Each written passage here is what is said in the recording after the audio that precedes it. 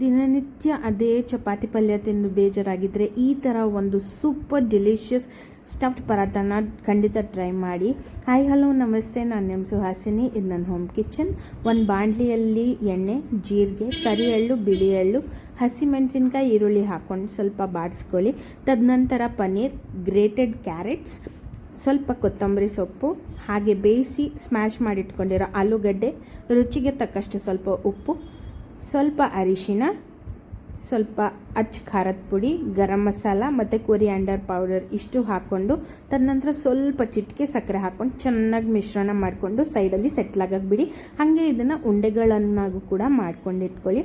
ತದನಂತರ ಚಪಾತಿ ಹಿಟ್ಟನ್ನು ಹೀಗೆ ಮೀಡಿಯಮ್ ಸೈಜ್ ಚಪಾತೀಸ್ ಥರ ಲಟ್ಟಿಸ್ಕೊಂಡು ಅದ್ರ ಒಳಗಡೆ ಈ ಸ್ಟಫಿಂಗ್ನ ಹಾಕಿ ಕರಿ ಎಳ್ಳು, ಬಿಳಿ ಎಳ್ಳು ಹಾಕ್ಕೊಂಡು ಚೆನ್ನಾಗಿ ಲಟ್ಟಿಸ್ಕೊಳ್ಳಿ. ರೌಂಡ್ ಶೇಪಲ್ಲಿ ಬರೋ ಹಾಗೆ.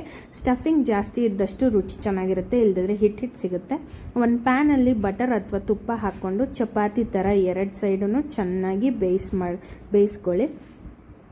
ಇದಂತೂ ತುಂಬ ರುಚಿಯಾಗಿರುತ್ತೆ. ನೀವು ಹಾಗೆ ಕೂಡ ತಿನ್ಬೋದು, ಏನೂ ಬೇಡ, ಸ್ವಲ್ಪ ತುಪ್ಪ ಬೆಣ್ಣೆ ಹಾಕ್ಕೊಂಡು ಕೂಡ ತಿನ್ಬೋದು. ಬಟ್ ಮೊಸರು ಮತ್ತು ಉಪ್ಪಿನಕಾಯಿ ಜೊತೆನೇ ಅಲ್ಟಿಮೇಟ್ ಟೇಸ್ಟ್ ಇದು.